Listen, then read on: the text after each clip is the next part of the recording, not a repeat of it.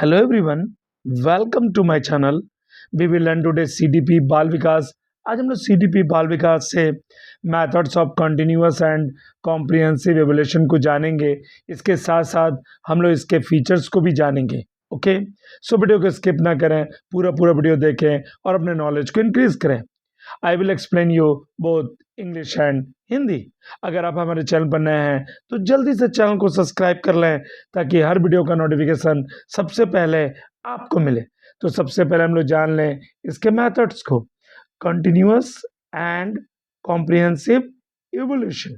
Okay, इसे क्या methods है?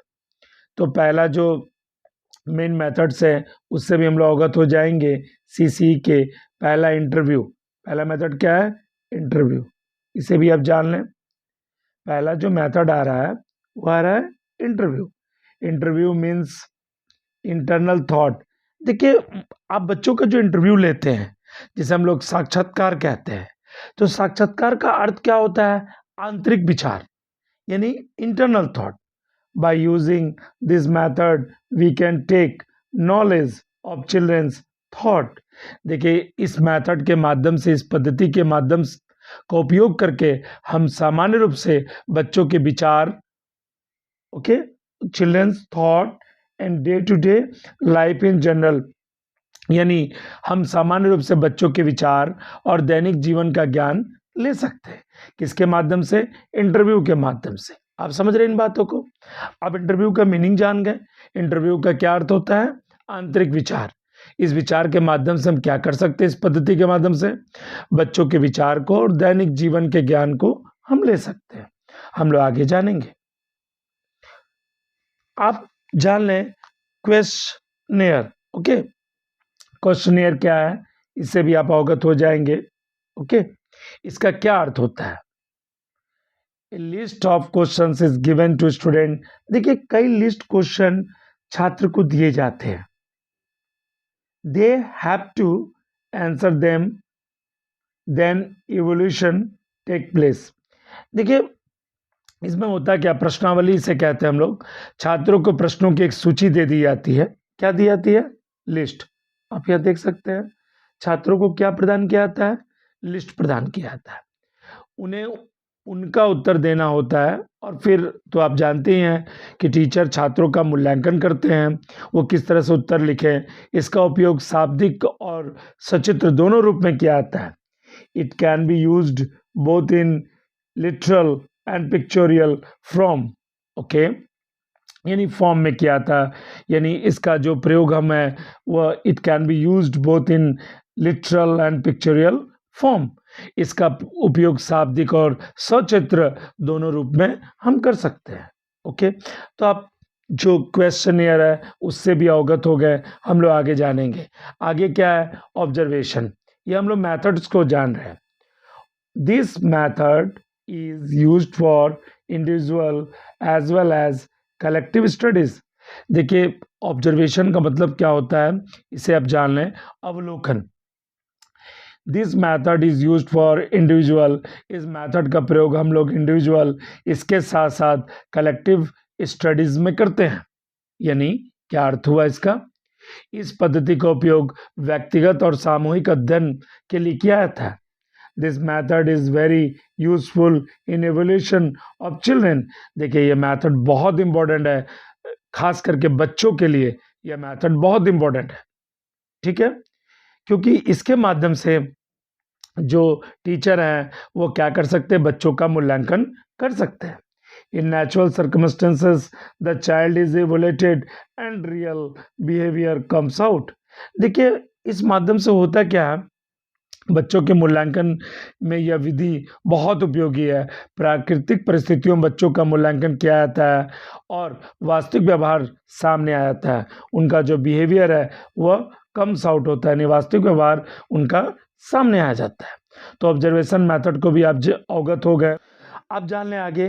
दिस मेथड इज, ये जो मेथड है, this method is objective, precise, systematic, authentic and can be reliable. देखिए, यह विधि वस्तुनिष्ठ, सटीक, व्यवस्थित, प्रामाणिक और विश्वसनीय हो सकती है. द बिहेवियरिस्ट स्ट्रेस देखिए बिहेवियरिस्ट लोग जो हैं वो स्ट्रेस करते हैं, दबाव डालते हैं the use of this method, यानी व्यवहारवादी इस पद्धति के उपयोग पर जोर देते हैं। यहाँ से क्वेश्चन आपके पूछे जाएंगे कि जो मेथड्स है, कौन मेथड, यानी ऑब्जर्वेशन का जो मेथड्स है, अवलोकन का मेथड्स है, वो कौन जोर डालता है। तो यहाँ से क्वेश्चन आपके सीटेट पूछे जाएंगे। तो व्यवहारवादी इस पद्धति के उपयोग पर जोर देते हैं। ओके, हम लोग आगे जानेंगे आगे क्या कहा जा रहा है। होमवर्क, ये भी बहुत इंपॉर्टेंट है। Homework, okay, homework, the teacher provide child some homework. देखिए शिक्षक क्या करते हैं, छात्रों को होमवर्क देते हैं, by which child's creativity, originality, organisation etcetera. देखिए गृह कार्य से क्या होता है, शिक्षक बच्चों को कुछ गृह कार्य प्रदान करते हैं जिससे बच्चों की रचनात्मक, सबसे महत्वपूर्ण बात है क्या, रचनात्मक, क्रिएटिविटी, ओके, उसकी ओरिजिनलिटी यानी मौलिकता, ऑर्गेनाइजेशन, संगठन आदि गुण का विकास होता है, यानी इसके गुण जो हैं विकसित होते हैं बच्चों में। Properties could be seen in which they are hidden inside. देखिए क्या होता है कि जो प्रॉपर्टीज होते हैं could be seen which were hidden inside, यानी ऐसा देखा जाता है कि जो अंदर छुपे हुए गुण हैं वह निखर कर सामने आते हैं। This is a quite useful for comprehensive evolution. देखिए ये किसके लिए, व्यापक मूल्यांकन के लिए काफ़ी उपयोगी है। यानी आपसे ये पूछा जाए कि व्यापक मूल्यांकन के कौन सा मेथड सबसे उपयोगी है, तो आप कह सकते हैं होमवर्क। होमवर्क में बच्चों का क्या क्या विकास होता है, मैं एक बार फिर से बता दूं, उसकी मौलिकता यानी क्रिएटिविटी, यानी रचनात्मक, क्रिएटिविटी को रचनात्मक कहते हैं, रचनात्मकता का विकास, मौलिकता का, और संगठन यानी क्रिएटिविटी, ओरिजिनलिटी और ऑर्गेनाइजेशन, इन तीन चीज़ों का विकास होमवर्क के माध्यम से होता है। हम लोग आगे जान ले पीरियोडिक टेस्ट। तो पीरियोडिक टेस्ट कैसे होता है इससे भी आप अवगत हो जाए। This method is useful for continuous evaluation. देखिए जो पीरियोडिक टेस्ट होता है यानी जिसे हम लोग आवधिक परीक्षण कहते हैं, यह मैथड कंटिन्यूस इवैल्यूएशन के लिए बहुत महत्वपूर्ण है।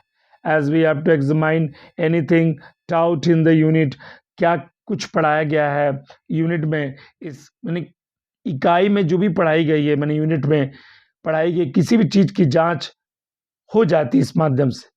Taking a unit test after it is over immediately suggest that whether learning is done or there is a defect in performance। देखिए इस माध्यम से क्या होता है, मैं एक बार फिर से आपको बता दूं, जो पीरियोडिक टेस्ट होते हैं यह विधि सतत मूल्यांकन के लिए उपयोगी है, क्योंकि हम इकाई में पढ़ाई गई किसी भी चीज की जांच कर सकते हैं और समाप्त होने के बाद एक इकाई परीक्षण लेने से तुरंत पता चल जाता है कि बच्चे ने क्या सीखा है, या प्रदर्शन में कोई दोष तो नहीं है। ओके, आप समझ रहे हैं इन बातों को। ओके, हम लोग आगे जान लें। अब आता है एनुअल एग्जाम। एनुअल एग्जाम जो है this is useful for comprehensive evaluation. देखिए वार्षिक परीक्षा जो होती है यह व्यापक मूल्यांकन के लिए उपयोगी होती है। In addition to the above check list details descriptive records etc also support continuous and comprehensive evaluation। देखिए एनुअल एग्जाम में क्या होता है इसे भी आप अवगत हो जाए। ये व्यापक मूल्यांकन के लिए उपयोगी है। उपरोक्त जांच सूची के अलावा विवरण, वर्णनात्मक रिकॉर्ड भी निरंतर और व्यापक मूल्यांकन का समर्थन करते हैं। ओके, आप समझ रहे हैं इन बातों को। ओके, हम लोग इसके कैरेक्टरिस्टिक्स ऑफ गुड इवैल्यूएशन को जान लें। क्या इसके लक्षण है गुड इवैल्यूएशन के। तो पहला है वैलिडिटी।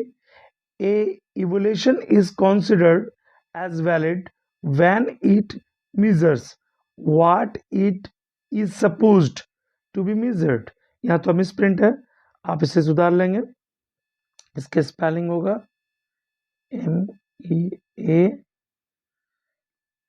MEASURED।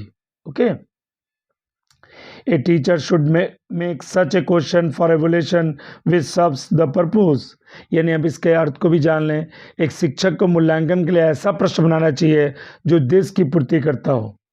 टीचर को क्या करना चाहिए, ऐसा क्वेश्चन बनाना चाहिए, ठीक है ना, जो उद्देश्य की पूर्ति करता हो। और जो इवोल्यूशन है, वैधता क्या है? एक मूल्यांकन को तब वैध माना जाता है जो मापता है कि वो क्या है। समझ रहे हैं आप इन बातों को? क्या मापा जाना चाहिए, इस तरह से मूल्यांकन की वैलिडिटी का हमें पता चल जाता है। हम लोग आगे जान लें रिलेबिलिटी के बारे में। ये क्या बताता है? यानी इसका अर्थ होता है विश्वसनीयता। इसे भी आप जान लें। An assessment is reliable if different teacher assessing it gives the same marks. देखिए, विश्वसनीयता का मतलब क्या होता है? एक मूल्यांकन विश्वसनीय होता है यदि इसका मूल्यांकन करने वाले विभिन्न शिक्षक समान अंक देते हैं। Such reliability is known as inter examiner reliability. इसे हम क्या कहते हैं? इस तरह की विश्वसनीयता को अंतर परीक्षक विश्वसनीयता के रूप में जाना जाता है। If the same teacher assessing the same question at different timing and give same marks, it is considered as intra-examiner reliability। यदि एक शिक्षक एक ही प्रश्न का अलग अलग समय पर मूल्यांकन करता है और समान अंक देता है तो इसे अंतर परीक्षक विश्वसनीयता माना जाता है। ये आपने यहाँ पर आपने दो बातें सीखी, एक इंटर एग्जामिनर और एक इंट्रा एग्जामिनर रिलेबिलिटी को। ओके, मैं एक बार फिर से हिंदी बता देता हूँ। विश्वसनीयता, एक मूल्यांकन विश्वसनीय होता है यदि इसका मूल्यांकन करने वाले विभिन्न शिक्षक समान अंक देते हैं। इस तरह की विश्वसनीयता को अंतर परीक्षक विश्वसनीयता के रूप में जाना जाता है। यदि एक ही शिक्षक एक ही प्रश्न का अलग अलग समय पर मूल्यांकन करता है और समान अंक देता है तो इसे अंतर परीक्षक विशेषता माना जाता है। ओके, हम लोग आगे जान लें ऑब्जेक्टिविटी। यानी ऑब्जेक्टिविटी को आप जान लें, वस्तुनिष्ठता। Okay, evolution should to be interpreted by all the students in a similar manner. Okay, and there is no influence of the attitude and prejudice of the teacher while examining their answer। देखिए, इसमें तीसरा जो point है वस्तुनिष्ठता है के लिए प्रश्न है, मूल्यांकन की व्याख्या सभी छात्रों द्वारा समान रूप से की जानी चाहिए और उनके उत्तर की जांच करते समय शिक्षक के रवैये और पूर्वाग्रह का कोई प्रभाव नहीं पड़ता है। यानी एक ही ऑब्जेक्ट होना चाहिए, जो मूल्यांकन हो वो स्पष्ट हो, पार्शलिटी हो, इसमें कोई भेदभाव नहीं हो। ओके, अब फोर्थ नंबर पॉइंट को जान लें, प्रैक्टिकलिटी। यानी जो प्रैक्टिकल होना चाहिए। In order to call appreciable the best it is necessary that it should be correct from a practical point of view and would take less time to answer questions and implement them. इसे हम लोग क्या कहते हैं? Fourth number point को व्यवहारिकता। मूल्यांकन को सर्वश्रेष्ठ कहने के लिए यह आवश्यक है कि व्यवहारिक दृष्टिकोण से सही है और प्रश्न का उत्तर देने में और उन्हें लागू करने में कम समय लगे। ओके, आप समझ रहे हैं इन बातों को? हम लोग आगे जान लें, आगे क्या है? Okay, evolution should also have the qualities of standardisation, fairness and utility. देखिए, मूल्यांकन में मानकीकरण, निष्पक्षता और उपयोगिता के गुण भी होने चाहिए। If the evolution should have standard then it will be easy to explain the marks of 10। देखिए, अगर मूल्यांकन एकदम स्टैंडर्ड हो, यदि मूल्यांकन मानक हो तो प्राप्त अंकों की व्याख्या करना बहुत आसान होता है। अगर मूल्यांकन मानक नहीं होते हैं तो आप प्राप्त अंकों की व्याख्या आप नहीं कर पाते हैं। ओके, आप इन बातों को समझ रहे हैं? ओके, आपने यूनिट कंप्लीट कर ली। यदि आपको वीडियो पसंद आया तो वीडियो को लाइक, अपने दोस्तों के साथ शेयर करना ना भूलें। वीडियो देखने के लिए धन्यवाद।